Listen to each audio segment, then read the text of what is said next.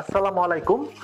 এখন আমরা গাউট বা ইউরিক অ্যাসিড সম্পর্কিত রোগটা নিয়ে একটু আলোচনা করব। এই রোগটা সম্পর্কে আমাদের দেশে সবচেয়ে বেশি ভুল ধারণা বা ভুল চিকিৎসা হয়ে থাকে এবং মানুষের মধ্যে সবচেয়ে বেশি ভুল ধারণা রয়েছে। গাউট বা ইউরিক অ্যাসিড এই রোগটা আমরা কিভাবে বুঝবো বা কিভাবে রোগটা নির্ণয় করব? শুধু রক্তে, প্রথমে একটা ভুল ধারণা সম্পর্কে বলে নেই, শুধু রক্তে ইউরিক অ্যাসিড বেশি মানেই গাউট নয়। তার সাথে আমাদের নির্দিষ্ট কিছু লক্ষণ লাগবে এবং নির্দিষ্ট কিছু লক্ষণ এবং ইউরিক অ্যাসিড বেশি, তাতে কিছু পরীক্ষা নিরীক্ষার মাধ্যমে আমরা গাউট রোগটি নির্ণয় করে থাকি। আচ্ছা, গাউট রোগটি কাদের বেশি হয়? সাধারণত আমরা বলে থাকি পুরুষ এবং যাদের শরীরের ওজনটা একটু বেশি এবং সাথে অন্যান্য কিছু রোগ যেমন ডায়াবেটিস যাদের বেশি থাকে তাদের ক্ষেত্রে গাউট হওয়ার সম্ভাবনা থাকে। এবং যেসব মহিলাদের বা ইয়ং মহিলা বা যাদের মাসিক হচ্ছে তাদের গাউট হওয়ার সম্ভাবনাটা খুব কম। গাউট রোগটার ক্ষেত্রে শুধু ইউরিক অ্যাসিড বেশি মানেই গাউট নয়, এবং গাউট রোগটা নির্ণয় করার জন্য আমাদের সাথে স্পেসিফিক কিছু লক্ষণ লাগবে। যেমন আমরা সবচেয়ে কমনলি বলে থাকি গাউট রোগে পায়ের বুড়া আঙ্গুল বা পায়ের মোটা আঙ্গুল যেটা বলি সেটার গোড়ালিতে ব্যথা হওয়া, বুড়া আঙ্গুলে তীব্র ব্যথা হবে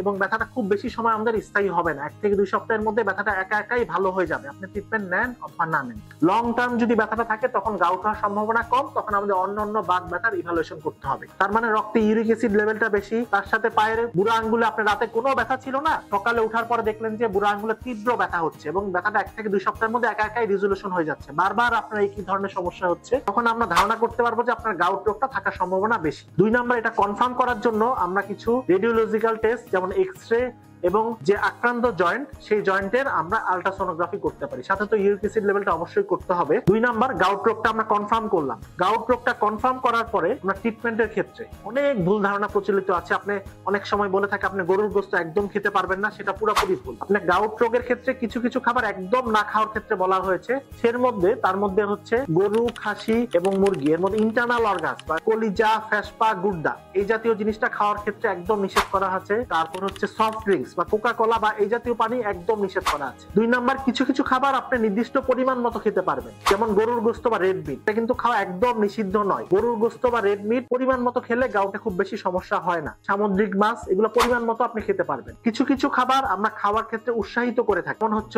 গিয়ে ফল, ফ্রুট বা ভেজিটেবল এবং শরীরের ওজন নিয়ন্ত্রণ, এগুলোর ক্ষেত্রে আমরা খুব বেশি উৎসাহিত করে থাকি। এগুলোর মাধ্যমেও যদি নিয়ন্ত্রণ না হয় তখন আমরা গাউটের ক্ষেত্রে স্পেসিফিক ওষুধ বা ট্রিটমেন্টে যাব এবং একজন রিউমাটোলজিস্ট বা বাত ব্যথা রোগ বিশেষজ্ঞের শরণাপন্ন হয়ে গাউটটা পুরোপুরি নিয়ন্ত্রণের মাধ্যমে সুস্থ স্বাভাবিক জীবন যাপন করা সম্ভব এবং আমাদের জয়েন্টের পার্মানেন্ট ড্যামেজ বা ক্ষতি হওয়া আমরা প্রিভেন্ট করতে পারি। ধন্যবাদ।